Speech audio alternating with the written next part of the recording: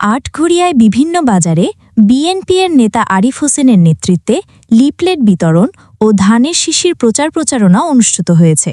আমাদের প্রতিনিধির পাঠানো তথ্যচিত্র দেখুন। Desk report.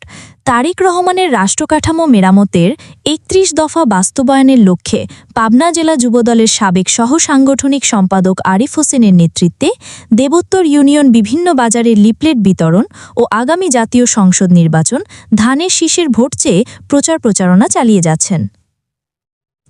আজ ৮ সেপ্টেম্বর রাত 8:30টার সময় দেবোত্তর ইউনিয়নের কয়রাবাড়ি বাজারে বিএনপির নেতাকর্মীদের সাথে নিয়ে বিএনপির ভারপ্রাপ্ত চেয়ারম্যান তারেক রহমানের রাষ্ট্রকাঠামো মেরামতের ৩১ দফা বাস্তবায়নের জন্য প্রচারণা চালিয়ে যাচ্ছেন।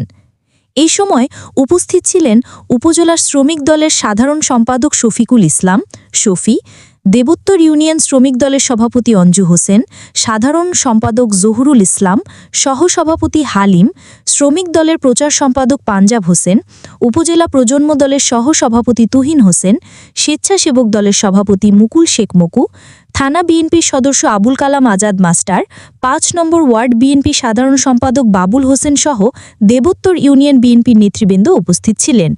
এই সময় জেলা যুবদলের সাবেক সহ সাংগঠনিক সম্পাদক আরিফ হোসেন আমাদের নেতা বিএনপির ভারপ্রাপ্ত চেয়ারম্যান তারেক রহমানের রাষ্ট্রকাঠামো মেরামতের ৩১ দফা তুলে ধরে বলেন, জনগণের গণতান্ত্রিক অধিকার পুনঃপ্রতিষ্ঠার লক্ষ্যে সংবিধান সংস্কার কমিশন গঠন, অবাধ, সুষ্ঠু ও নিরপেক্ষ নির্বাচন অনুষ্ঠানের লক্ষ্যে নির্বাচনকালীন দল নিরপেক্ষ তত্ত্বাবধায়ক সরকার ব্যবস্থার পুনঃপ্রবর্তন সহ ৩১ দফা তৃণমূল পর্যায়ের মানুষদের মাঝে তুলে ধরে বক্তব্য দেন।